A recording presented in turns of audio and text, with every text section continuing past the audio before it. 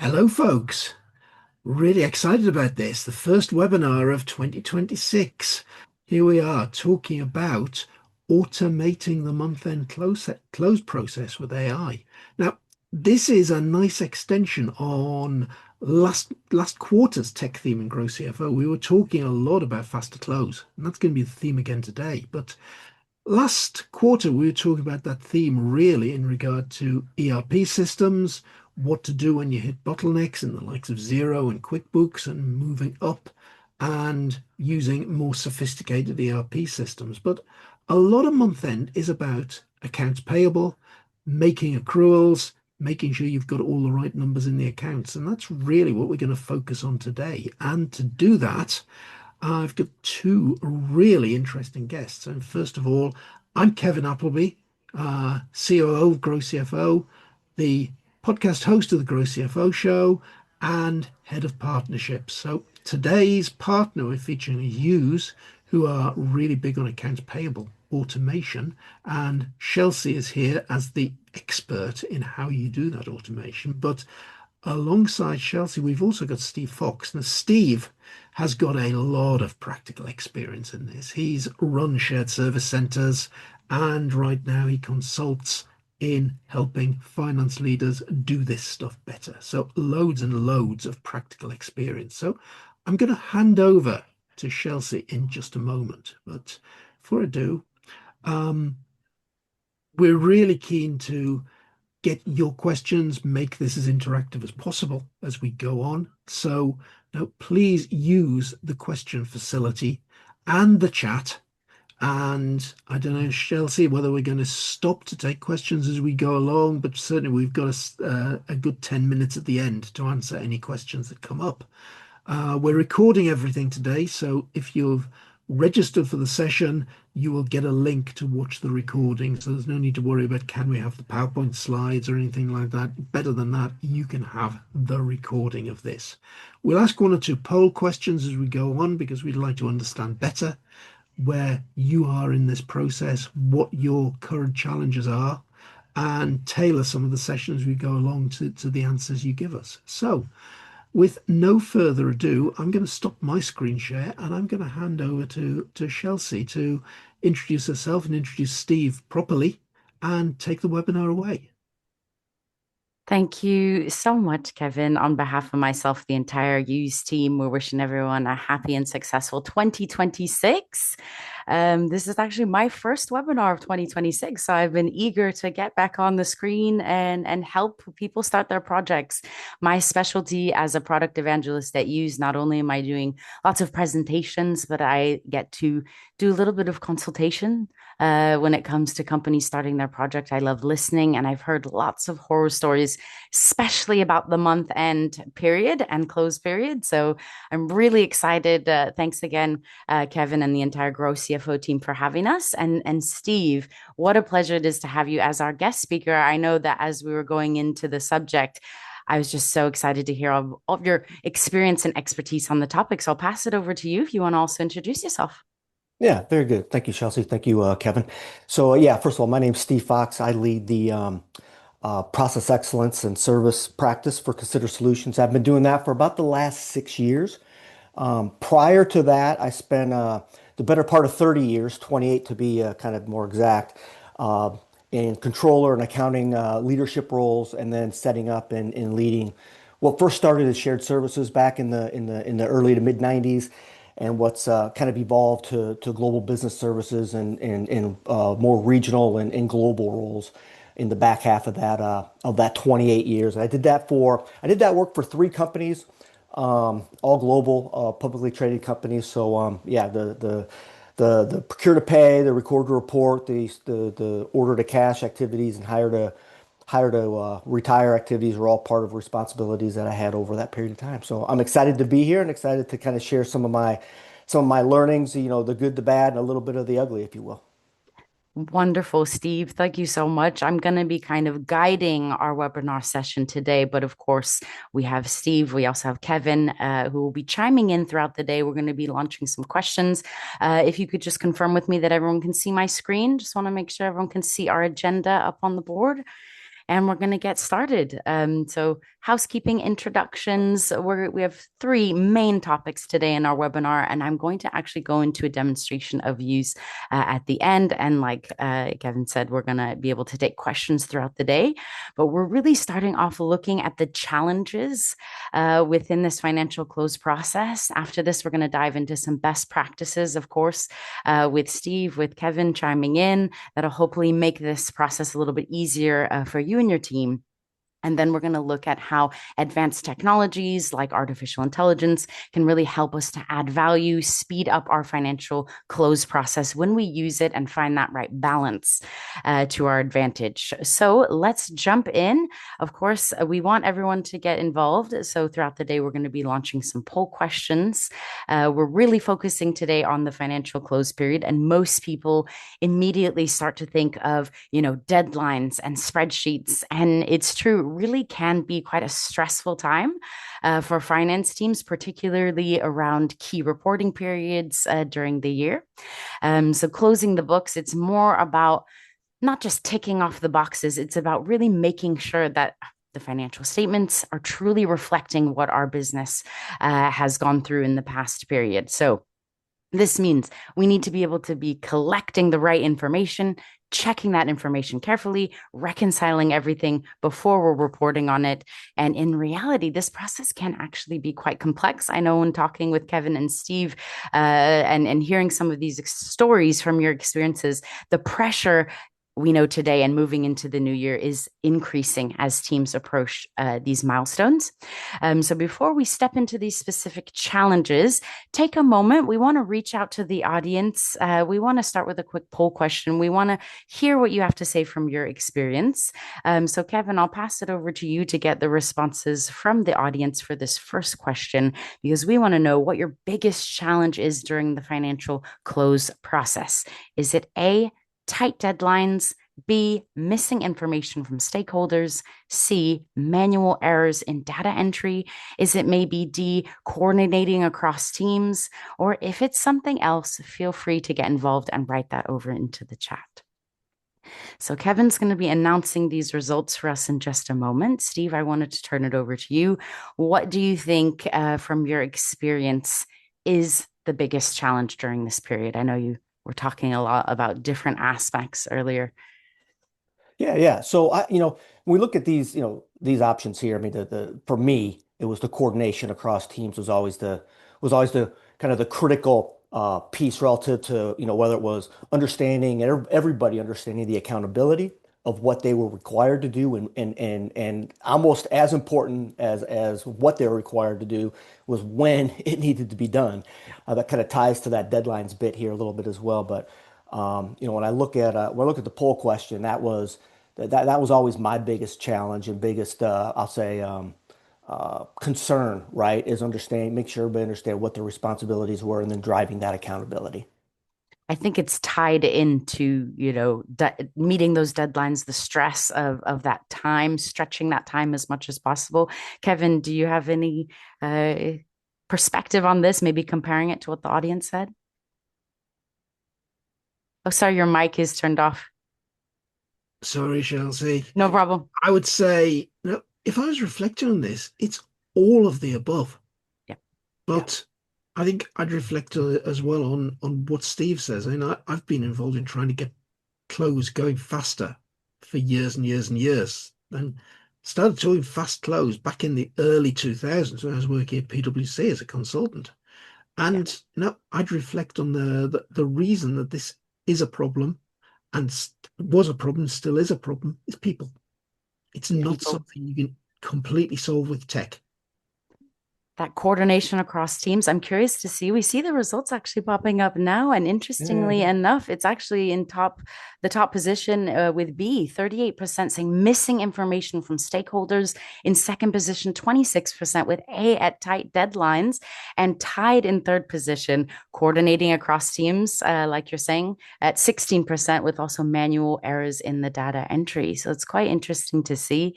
I know people are involved at every step along the process. So let's now move forward to talk a little bit deeper about these challenges, because we want to hear from our guest speakers today. So And thank you again to the audience for answering in on this first question. Let's now turn it back over to our guests. So, Steve, let's hear from you. Can you Yeah. expand on this maybe a little bit? As you're saying, the people coordination. What do you think? On top of this, you can tell from your experience that people can learn from.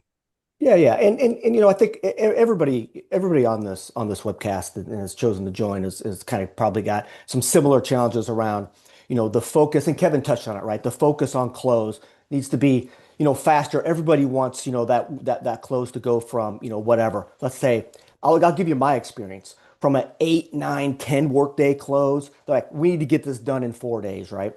And so the focus on that, the focus on better analytics and kind of that self-service drill down capability, if you will, to kind of look at information, understand it. And then, as I started to think about it and prep for this webcast and just in kind of my experience with people wanted the close process to be predictable, consistent, and reliable, right?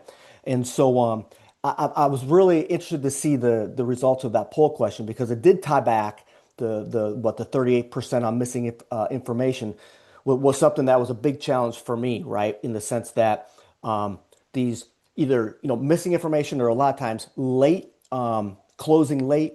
We ended up doing we had a big challenge with doing we call topside entries into our consolidating tool, which was Hyperion back in the day, right? Was that was always a massive challenge for us, is right trying to get not just whether it's missing or incorrect information or just late information, is making sure that we were able to identify that and get that done as timely as possible. That was always, and you tend to look at it, or I tend to look at it early in my careers. That's outside of my control. But the reality of it is, as the person that was running and responsible for the close, that was my responsibility to make sure what I needed and what I needed from others, they knew and they knew the timeline. And the other thing I would say a challenge around the close process is early on I tended to treat every close was treated the same, right? It was a month-end close and it was treated the same checklist. And over time, I was able to pivot a little bit on that thinking and get the company and my stakeholders to pivot with that as well, to say a month one close doesn't need to be the same as a month three for quarter end or a year end close, right? There can be some things that can be redacted a little bit, if you will, or we talked about more of a softer close than kind of the hard quarter end and year end close. So I think those were some of the biggest challenge that I faced to try to drive, because the ultimate goal for me was close faster and is accurate. Well, close faster and close accurately, right? And so there was a lot of contingencies on that, but being accountable and being communicative and what was needed was key. I think it goes back to that communication. It's one thing to have deadlines, processes in place, responsibilities, but if that's not communicated clearly across teams, things can get quite complicated, and lots of last minute surprises that I know you were saying can really throw things off. So on top of these challenges, of course, there are many, many challenges with this, but every finance team really experiences pressures, lots of different obstacles during this financial close period, and significantly in different ways. Like I'm sure comparing Kevin's experiences to Steve's experiences to other companies, it's exactly what makes this process so challenging. It's complex. There's a multi-step process to this. Even small delays or errors, like you're saying, can have a ripple effect in a sense across the business. And some of the most challenging bottlenecks, I would say, throughout this that teams face include this pressure for the time. The time pressure, I would say number one, when I am doing my webinars, I ask about, what's the biggest challenge, and it's the time constraint that we have. So the pressure that we feel with these tight deadlines, this creates stress on the team. This can force teams to do lots of last minute changes and things kind of in that rush, really increasing the likelihood of mistakes when we don't have these kind of automated checks and technologies backing us up, especially with large volumes of information. And then you were talking about things coming in late. So late receipts from our invoices, from different stakeholders, delays from suppliers or customers, from managers, other departments, lots of things, chasing down last minute corrections. This can slow the entire process. And again, a big challenge is like the team had answered, the listening in today, our audience, missing or overlooked invoices. If they're not captured in time, it can result in inaccurate financial statements, the need for additional time being spent on that, accruals, posting errors, mistakes in these transactions. So whether it's due really to human error, manual processing, we can't compromise the accuracy of our data at the end of this close period. So this creates a lot of difficulty in determining the correct amounts, estimating expenses. Lots of teams are left without that traceability to be able to look to see that project progress digitally and how it's going up until the end of that closing period. Also, this does have a real impact, and a study shows that 50% of finance teams take 6 or more business days each month to close their books. So that's what you were saying, Steve, around the average, cutting it down to 4. This is a lot of time that's spent just finalizing the accounts, lots of effort and hours gone into that. And so kind of cutting this as we move on into the next section, talking about the high pressure we feel, how this is a time sensitive period. It's very prone to errors. This is why a lot of teams are really trying to find strategic ways to streamline and support their team and to find ways that they can automate their processes.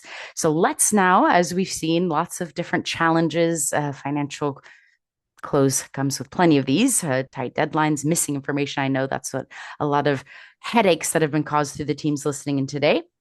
So now we're going to be talking about making this close a little bit more efficient, a little bit more reliable, less stressful. The goal isn't just to simply get the books closed. We want to do this in a way that our leaders have confidence in the numbers. We want to free up time so we can focus that on more value-added activities throughout the business. So in this next section that we're transitioning into now, we're going to look at some of the best practices. And that's why I'm so lucky to have Steve and Kevin here with us today. They're going to share a little bit further with their experiences.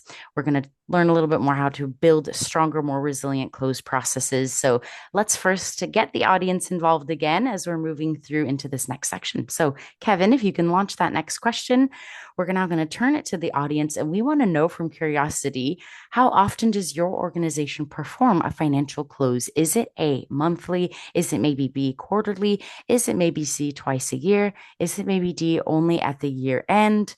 I know each company is different. In general, I hear that it's done monthly, but every company has its own practices. Let's turn this over to you, Steve, and then we'll pass it back over to you, Kevin. Very good. Yeah, so relative to the poll question, right? Like I kind of alluded to a little bit earlier, I'd always been for a monthly close.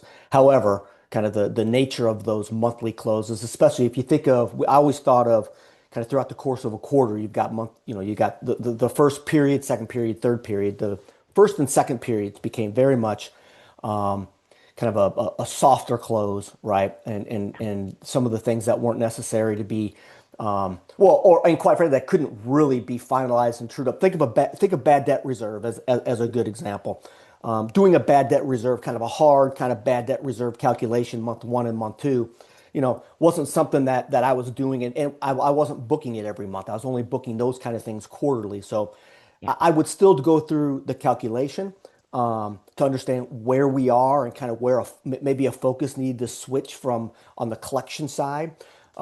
Relative to either a certain customer segment, a certain business, or a certain, quite frankly, maybe even just a different AR portfolio we need to focus on because it was affecting our reserve. But I wasn't booking that every month. It was getting booked quarterly. And that's just a pretty easy example, I think, for people to wrap their heads around. All right, over to you, Kevin. I'm curious to see the results and if you wanted to share your experience on this. Results. And I'm thinking back to the 25 years of my career. It's been management consulting rather than actually doing a close. But I'm thinking back to the period before that, actually the 1990s. I was running the European business account for the European plastics business in what was ICI. Huge company at the time, number 1 in the FTSE. I was reporting the result for the European plastics business every month. So we did do a monthly close. Even back then, we'd report internally within the business, sales on working day 2, profit on working day 4. But I think I'd reflect on what Steve said. Did we put every entry through every month? No, we didn't. We I think the crucial thing to remember is that now your monthly accounts are for internal use within the business and decision making.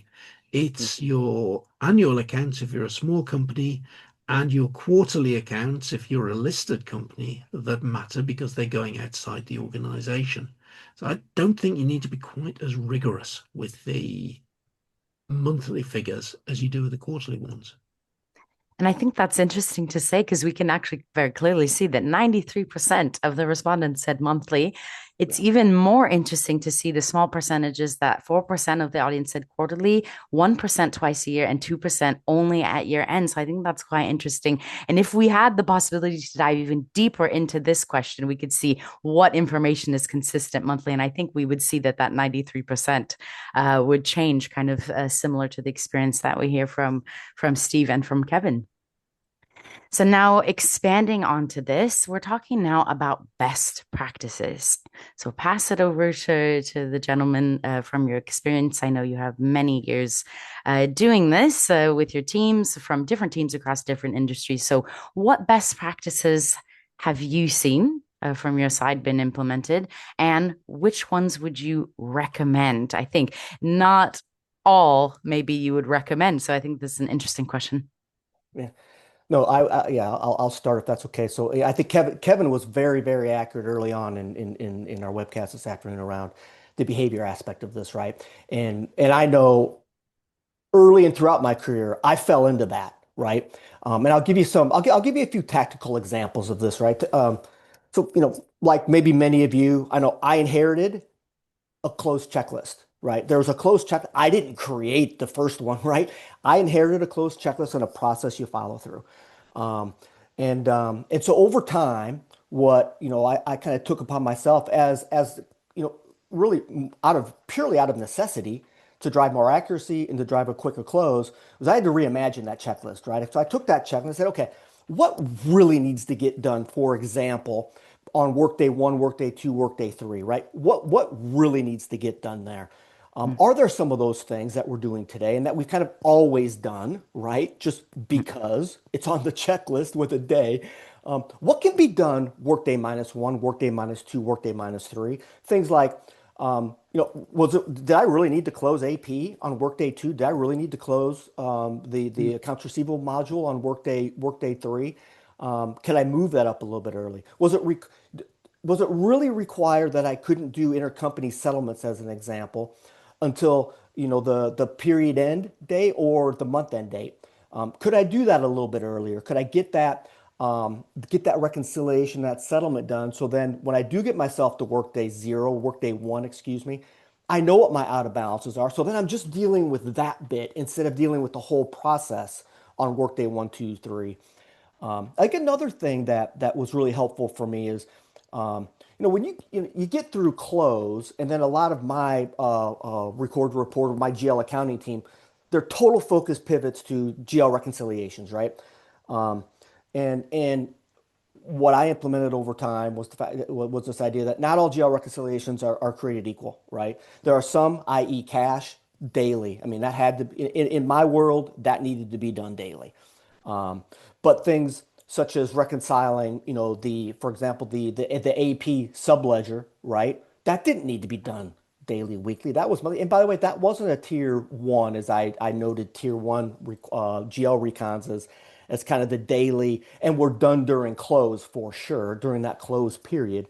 But I tiered my GL recons. I had 3 tiers, and some of those, the third tier, as an example of those, those were reconciled quarterly, right? Those were not done every month. Um, and then I'll say another kind of tactical best practice I put in place was this idea of some tolerances, right? Around journal entries, right? I wasn't doing a journal entry for 450, USD or 500 euro or 200 quid because somebody wanted to reclass something. So I put in a tolerance. In my example, is I put in a 10,000 equivalent of a 10,000 USD journal entry tolerance. If it was under that, We weren't doing it. Now, if there was an aggregation of adjustments, then we could aggregate over 10,000 and do it. The other thing is that I had a thousand USD intercompany transaction tolerance. So those thresholds and those tolerances helped drive. Now, I'm not saying that's going to work for everybody, especially those numbers. The numbers are something that are probably I'll say, kind of very personal to each organization in each company. But the idea of having some cutoff, some limit around journal entries, which helps speed up close, and around intercompany transactions, which helps speed up that reconciliation process. The last thing I would say, Chelsea, I'm sorry, I'm going Yeah, on here a no, bit, no, no. is that I talked earlier about top sides, this idea of a post-close adjustment that either more than likely would go into your consolidation tool because it was way late and it was somewhat, in somebody's eyes, it was material. Maybe not to me, but to somebody it was. So this top side. So we put in a process and kind of more of a policy, if you will, around if there's a top side being done, it needed CAO approval. So Yep. and I reported to our CAO in many of my roles. And in the last one where this was really beneficial, you know, having her having the approval need to go to her stops so much from even being presented. Yep. So I think that was a big, those are three I think pretty easy to wrap your head around, kind of tactical examples of how we tried to drive some best practices in the close process. I think so many companies can relate to that sense that you're kind of just handed a checklist. And I think what I took away from that is to never stop rethinking the process, never stop questioning and evolving over time. And then I'm getting more and more excited to do the demo as well, because you're talking about creating these tolerances, these alerts, these hierarchies within approvals. And a lot of companies who are doing this manually, they don't realize how much AI and technology automation systems can help them to speed that process up and to make sure that people are, for example, automatically being blocked if a threshold is being reached, things like that. So let's now go into this section, unless Kevin, you had anything to chime in on the best practice There's side. just one Yeah, thing we've got a question coming up, and it absolutely. relates to whether there's as much rigor around monthly close as there is in quarterly and annual. And the question is saying, do you not think it depends on who you're reporting to in terms of your rigor of your number? For instance, if you've got investors on board, the investors may be really interested in the monthly results. And yeah, I think absolutely it depends on the culture of the organization. And there's a flip side of that, though. It also depends on, with investors, I think, how you manage their expectations. I think it's also something else that's overlooked when companies think that they're restricted in how they keep not only internal stakeholders, but external stakeholders involved throughout that process. And in platforms like we're going to see today in our demonstration, you can allow this kind of special external access to these stakeholders so they themselves feel like they're more connected. They can log in and have that kind of confidential access into the process so they can see comments that have been made. They can track the payment. They can see, the progression of those documents going through the process. So I think it's quite interesting to see how technology and how our modern finances has changed over the years. So we're talking about best practices. And again, thank you everyone for sharing in the poll questions today. It's always interesting to see how different organizations perform their close. From that poll, we saw a lot of teams are doing their close monthly, which is very common. But we have some best practices up on the board. And so the first best practice that we're highlighting today is carrying it out more regularly. So moving to a monthly or even quarterly close, if that's what you're not already doing, this can help kind of spread the workload out a little bit easier for the team. So you can spot issues earlier as well, and even avoid kind of putting that high pressure scramble into play for your team at that closing period. And then once you've kind of established this more regular rhythm, I think establishing that, having that clear communication, like Steve was saying, is important. The next best practice is really having clear responsibilities. So that ties back in, having that clear close calendar, defining who's responsible for each task. So if anyone needs to refer back to it, they can. This prevents that double effort, the mistake that's quite commonly overlooked. It can reduce confusion, make sure that no critical steps are being overlooked. And then another key practice is timely recording. Of course, instead of waiting, tying back into what Steve is saying, until things are moving, seeking to see what you can advance faster, recording things as soon as they're received. This can avoid lots of different bottlenecks in the end and make sure that accruals things are more accurate because you'll already have visibility into things that are going to be coming in. You can anticipate those evolutions. And then finally, up on the board with number 4, it's important to think about centralizing things. I know disconnected tools and information, people working across different platforms is quite difficult. So trying to integrate that and streamline activity into single solutions, it's really going to help the team to have transparency as well, like we're talking about today, and reduce avoid people working with outdated information as well.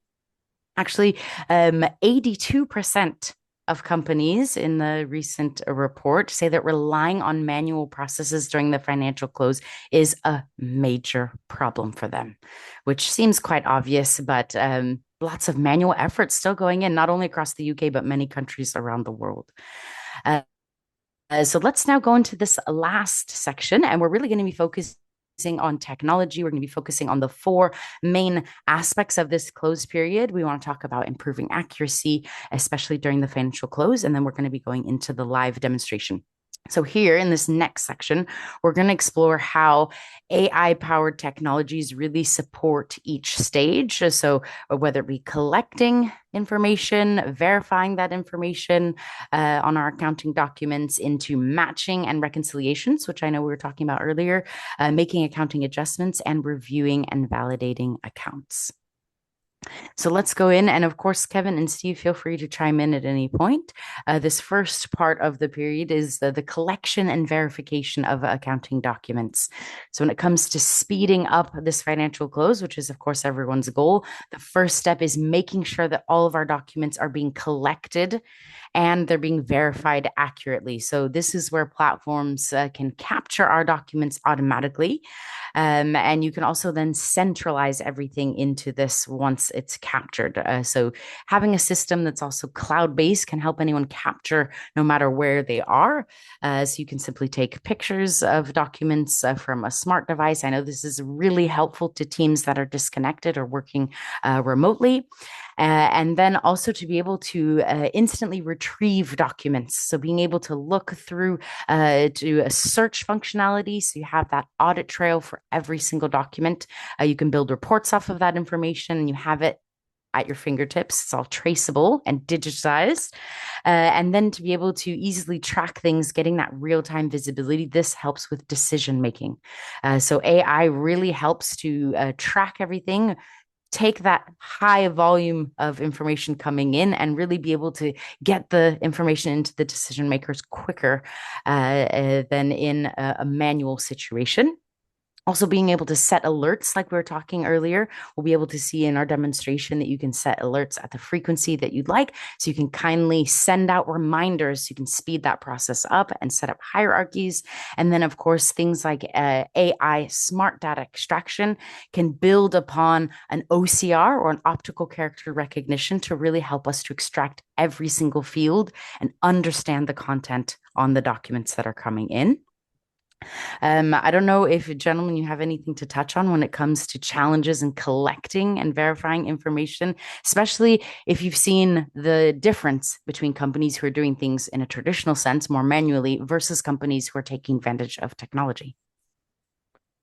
Yeah, I mean, I would offer up the idea that, we talk about this this traceability and being able to track what's actually going on real time is hugely important from the perspective of, I spent a lot of my I spent a lot of my career relying on Excel documents and Excel spreadsheets and those things being extracted from whether it's ERPs or some other offline application, and using that as my source document for journal entries.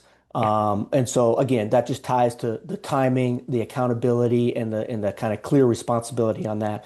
And the manualness of that just, it seems archaic to me now. But there were many, many closes, many, many years where that was the standard process. So when I talk about reimagining things, it may seem like a simple thing, and a lot of you may have things like this in place, but it is hugely important to drive accountability and consistency.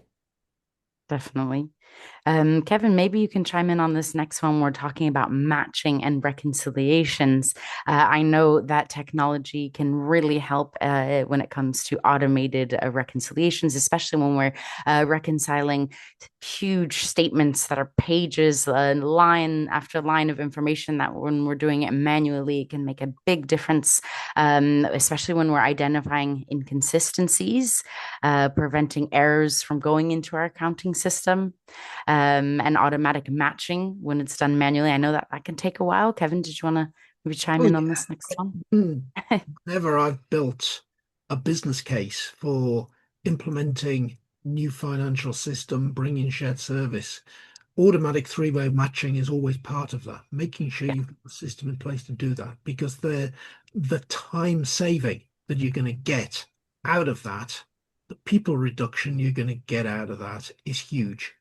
But going back to some of the things we were talking about earlier, I'm actually thinking about a project I got involved in. Uh, big coal-fired power station, huge, huge procurement bills, mostly from the maintenance team around keeping the power station running when things broke. And the reason I got it on this project was they got the year end all the way through the year, right up to I think the 24th of December when people broke wow. up for Christmas. They were saying, we're on budget, we're on budget. Came back on the 2nd of January, oh, we're going to miss budget. And they were going to miss budget by a huge amount. I think it was, I can't remember the exact number, but it was well into the millions. And it was enough to start making the parent company think about, is this profit warning to the stock exchange time? And the reason behind this was all about not logging commitment into the system quickly enough. Yeah, That thing that you need right at the start of the three-way matching process, purchase order. Okay. What is it that should drive your accrual at month end to get the numbers right? It's purchase order in the system. Okay. yeah, yeah, yeah, Basically, what was happening on the power station was that it was 3 o'clock in the morning. Maintenance team that were on shift at the time found that something was broken. It was pretty urgent to get the third-party contractor in, get it fixed, and get the station generating electricity. Therefore, somebody was on the phone, you know, contractor came in, did whatever was necessary. Oh, we'll raise the purchase order later. And back to the point that Steve says, it's knowing exactly what's happening on the ground in the business. Because raise the purchase order later never happened. And that was this problem at year end. Suddenly, all of these purchase orders came in that were registering commitment in the system that had never been accrued, and most of it was for work that had been done several months beforehand. So, yeah. you can have all the The three-way three-way matching. world, but if you don't get the transactions in the system to match against, it's not going to help. This is why you have the greatest tech, but actually fast close is still a people problem. Absolutely. I know that I've heard it's kind of seen the evolutions of companies from before and after automatic matching and especially three-way matching, and it's a huge difference. Um, as we're talking about capturing documents, how AI and technology can help not only with matching reconciliations, but also with accounting adjustments as well when it comes to our accruals within multi-year invoice allocations, within commitment and expense reporting. I know that, of course, getting visibility into things like going back to what you were saying, Kevin, with purchase orders, with commitments, this allows teams to quickly really make that provision for expenses even before invoices are received. Really want to make sure that we're reflecting liabilities. Nothing can be overlooked. And also not only accounting adjustments, but finally, we have the review and validation of accounts. And so having that traceability and reliability, like we're saying, processes that are not being tracked and traced digitally can leave us with lots of blind spots. And being able to be flexible when it comes to connecting our ERP systems is quite important as well. I know another top response from when I'm asking questions in webinars when you're starting a project is that interconnected aspect to have those APIs and interconnectivity between systems, especially between the ERP and financial systems. So let's now go into the live demonstration. Oh, yeah, no problem. I know we have about 10 minutes, so we're on good timing for the demonstration. Can recording invoices as soon as they're received not create errors when they're rejected and also remove the incentive to approve? Well, hang on a minute. You shouldn't just be recording the invoice, you should be recording the commitment as soon as possible. The invoice, yes, you should get that into the system literally as soon as you get it, and you'd hope that it would be approved automatically by three-way matching. Yeah. Just to emphasize what we've just already said. And no, I don't think it does create errors when they're rejected, because you should have some accrual in there for the cost anyway, based on the purchase order. And no, I don't think it does remove the incentive to approve. You get fewer things going out for approval because you'd hope that 80 or 90% of your invoices are three-way matched. Yeah. So you're giving people less to do.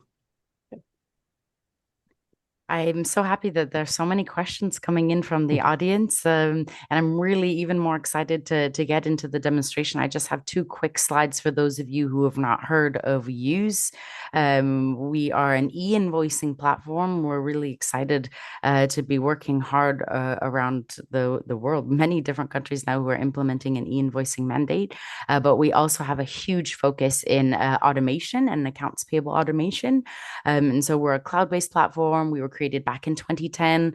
Our goal really was to address the gaps that we saw at that time between affordability and complex systems that are more on-premise based with lots of tech costs that are involved. So we really wanted to open up the door to allow any company, no matter the budget really that they had to implement technology was high or low, we wanted to open up the door to any company. So we're only basing our system off of the number of documents that are processed through the platform, and users can have an unlimited number of entities, unlimited number of people internally and externally accessing the platform, which is a concept that's grown quite rapidly. We're now actually available in over 50 countries around the world. Our one and only focus is technology and helping companies to automate their financial processes. And so we've truly become experts over the years. I myself have done coming up on maybe between 400 and 500 webinars over these past 2 years. So I'm really passionate about educating people, and which is why I'm really excited to share with you now the Yooz system. And so this diagram just shows kind of the blocks that Yooz has been broken down into so that any company can kind of mix and match to the extent of the project that they're looking for.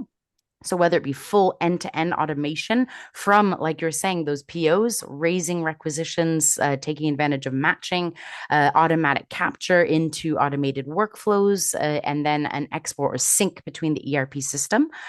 So let's now get into the demonstration. Let me now just share my screen quickly, and let's see if I can maybe adjust my video just for the purpose of the demonstration so that there's no lag time. I'm going to log into an example platform. Each team, when they log into the Yooz system, they have access to a platform that's going to be set up by a project manager and a project team. So this is open to any company, no matter the size. We have additions for businesses, for experts as well.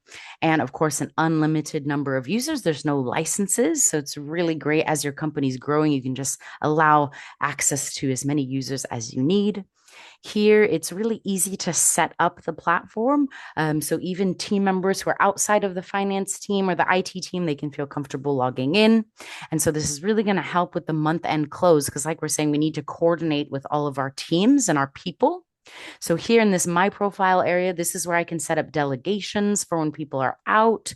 I can set up my profile. I can set it up globally so that the entire company maybe has the same look or feel to the platform. It's really up to each company how they want to set that up.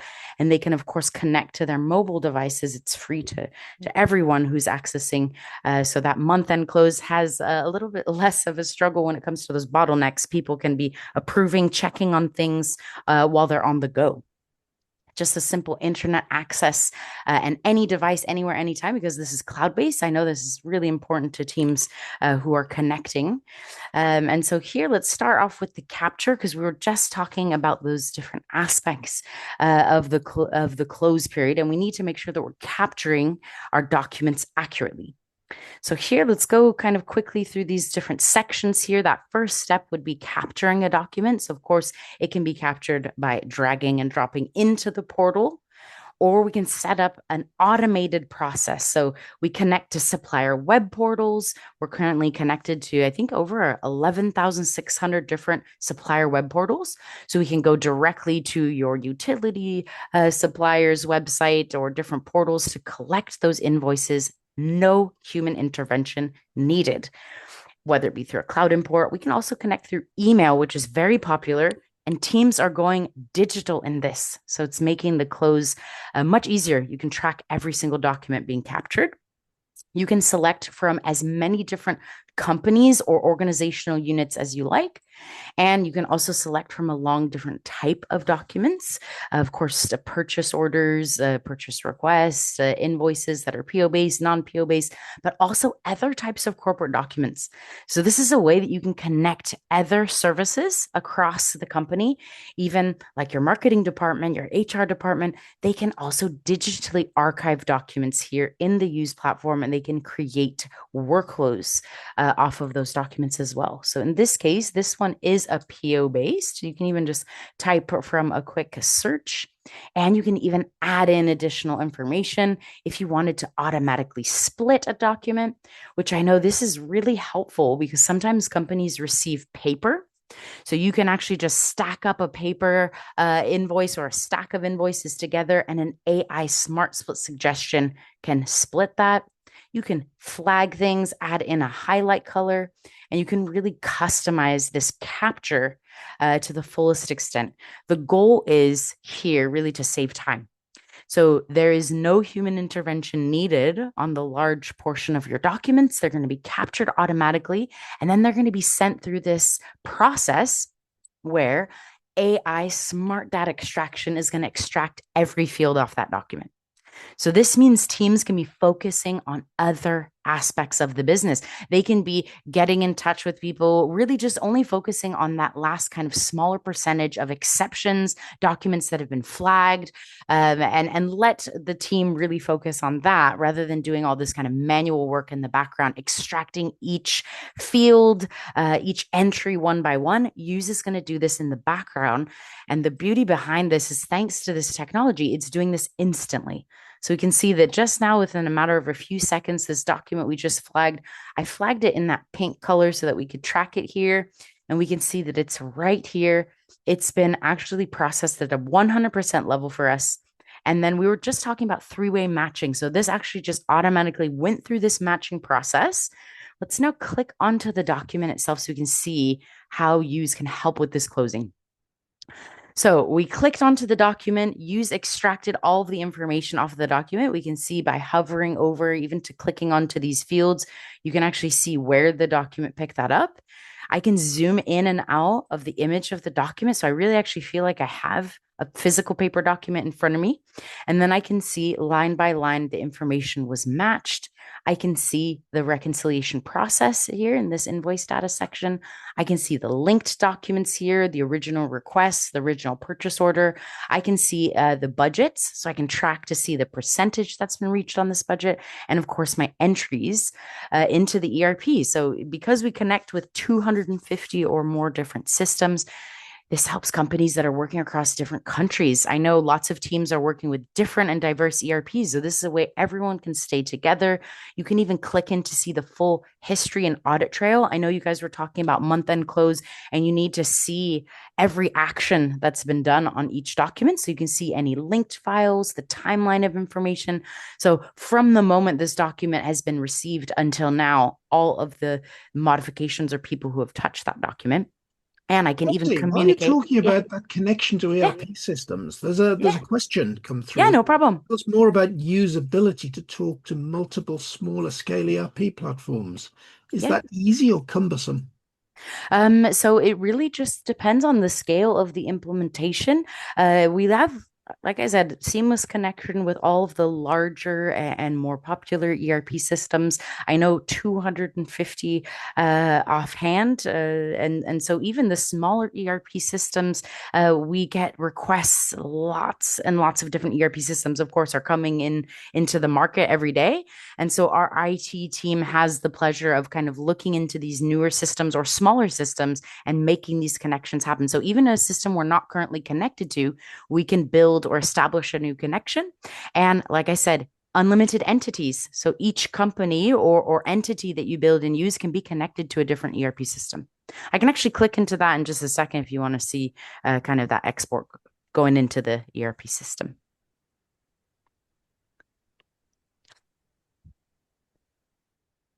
Perfect.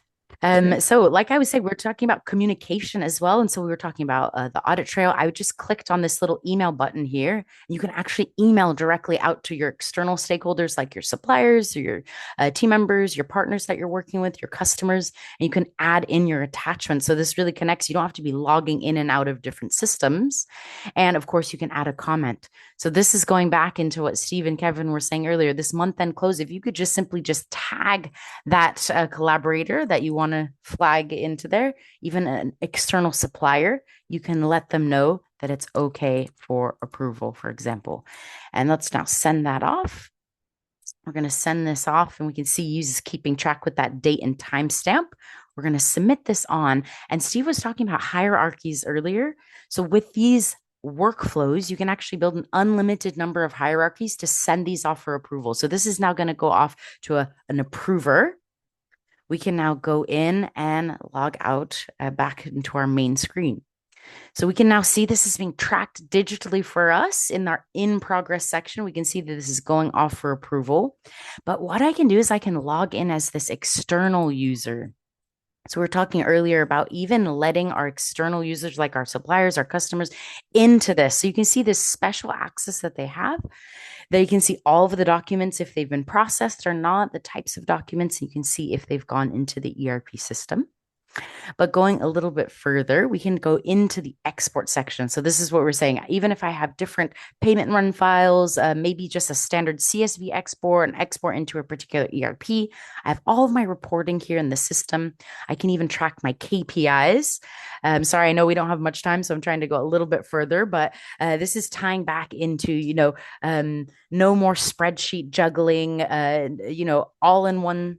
Everything is in one place. You can actually send these reports off to your team, and you can search within your documents. You can actually build reports off of this, and you have your settings section. So of course you can keep track of all of your budgets here, for example, in your budget management tool. So you can see the status of those budgets. Really, you just don't want delays from other departments. So you can really send off these notifications at the frequency that you'd like. For example, you can go into this notification section. You can really send these off, whether it be via email, via the mobile app, and you can really say, I want this to be, for example, every single day, the days that I'd like at the times that I'd like. All right, let me turn my camera back on. I'll share my screen again, and we're going to just go into this very last poll question of the day. Let me turn my camera back on. And we just wanted to know where everyone is at. How has this process gone so far? Are you already looking into different solutions and technologies? Is this something that's taking place currently within the next 3 months? Is this maybe be within the next half of a year, see within a year's time, or maybe you're just exploring options? And so we'll now turn this, while the audience is going off to some final words, over to you, Steve, and then Kevin, of course, we'll pass it back to you to see the results. If you want to give us if you could go back in time to tell your previous self in the past some words of wisdom, what would that be, or to help guide the audience today? Yeah, I'll take a stab at this first, Kevin. I think there's a couple things, right? One is, as I kind of alluded to earlier, this idea of not just running with the status quo, right? And as you think about the topic we've been talking about a little bit today, it's like, whether it's speeding up the close, making it more accurate, more consistent, more accountable, is questioning what's happening today, right? And kind of it's that classic, why are we doing it? Who's it for? And is it being used, right? And if I tie that back to my commentary around, kind of driving the close process and driving, maybe some of the some efficiency around that relative to the checklist, et cetera, is the other thing I would add is that little changes matter, right? Yes. This isn't this isn't kind of the classic, boil the ocean, sit down in a room for, a week and a half and kind of reimagine everything. Because I think that paralyzes some organizations to get anything done. And Yes. what I tended to focus on was let's make some little changes, because those little changes, they add up over time. And again, this is kind of a marathon, not a sprint, in my opinion. And that little changes really do matter. Small wins. I like that. Exactly. Back Exactly. over to you, Kevin. I'm curious to see where everyone is at in the audience today. Oh, sorry, Kevin, your mic is turned off. Yeah, just ending the poll, Chelsea, and going to share the Perfect. results. But I think I'd say, what would I be telling former versions of myself? Well, it's still the same old story. It's simplify, standardize, automate in that Yes, order. So absolutely. Yeah. Steve's talking about starting with that checklist. Yeah, that's the right thing to do. Simplify the checklist and do it in the if you've got multiple organizations, Steve, as you would in a shared service center, well, same process for each party that you're processing. Don't Absolutely. have multiple processes. Don't have five different ways of doing the same thing. Then automate. So much is overlooked, I think, in these hidden manual processes. And so I think it's actually curious. I'm curious to learn more about the 78% that are say they're just exploring options, because I think that you're doing a good job already. I think it's the first step by participating in different webinar sessions like these, reaching out to your peers, other companies that have already kind of gone through this journey of implementing automation, AI, e-invoicing from countries around the world, and to the other 9, 8, and 5% who are looking into this within the next year. Of course, there are experts like Steve, Kevin, and I that are more than happy to get on a call, answer questions, and that kind of leads us into the questions at the end. I know I personally didn't have enough time to show everything today, so if you are interested to see a little bit further, we do things like vendor statement reconciliation. This is automated in Yooz. I know that might be something interesting to see on the topic today. So you do have the QR code. And of course, Steve and I have put our information up on the board. So feel free, send us an email. More than happy to help people get guided on their journey to implementing AI. So very quickly, a few questions sitting here unanswered. I Yeah, noticed, Margaret's asking, I noticed percentage of budget spent. Is budget set per supplier or per account category? that's an interesting question.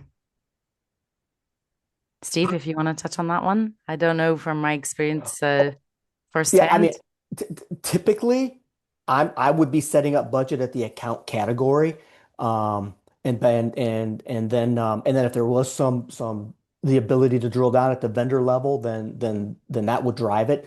But I also kind of look at, Kevin talked about the PO process too, is that to me, if you're setting, I wasn't setting up a PO if I didn't have budget at that vendor level, because PO is at vendor level, of course. So it could be either, and I would imagine the capability within Yooz would allow for that. Yeah, and that power station example that I gave you, a lot of Yeah, exactly. automation that we did post that big overspend was actually setting up rules around percentage budget spend.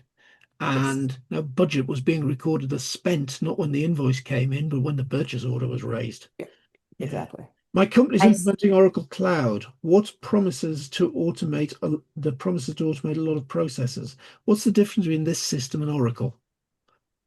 What's the difference between this system and Oracle? So we connect with systems like Oracle to add on extra layers of automation, so that you can go much further. And systems like Oracle team up with systems like Yooz because we allow you to have that kind of integration directly back into the system. So you can allow, for example, because we're a license-free platform, you can allow as many people as you'd like to sign into Yooz, work and do as many different aspects of the process as they need to in Yooz.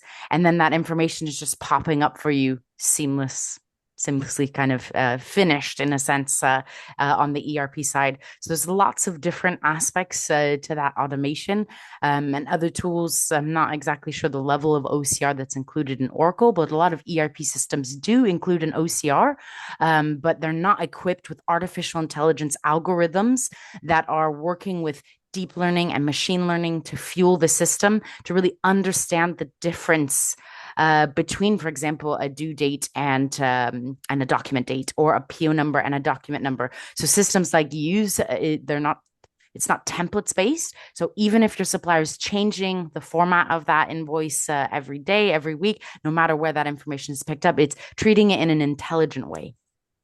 And we've hit the hour. Yeah. We've got 2 or 3 more questions here. I don't think we've got quite time to take them, but I think, if you want to know more, there's certainly answer the poll now, and we'll get back to you answering extra questions. But things like, do we need to import purchase order from ERP to match the imported invoices? Well, yeah, you need to get purchase orders in there somehow. I'd argue that the purchase order should start in a system like Yooz, not in your ERP. How does Yooz match a GRN for a partially delivered PO? Well, that to me is core functionality of anything like this. The system will do it, I guess, Chelsea. Yeah, we have that goods receipt step that you can build and really customize it as far as you'd like, unlimited number of rules that you can set up and different hierarchies. This is all about having flexibility in a solution to match what goes on the ground in your business. Yeah. So, Chelsea, Steve, huge thanks for joining the webinar this afternoon. I think we've had a great session. Thank you for everybody that's attended. I know at the peak there was over 150 people in the room, so Wow. Thank you very much. Thoroughly enjoyed it, folks. Take care. Very good. Thank you so much.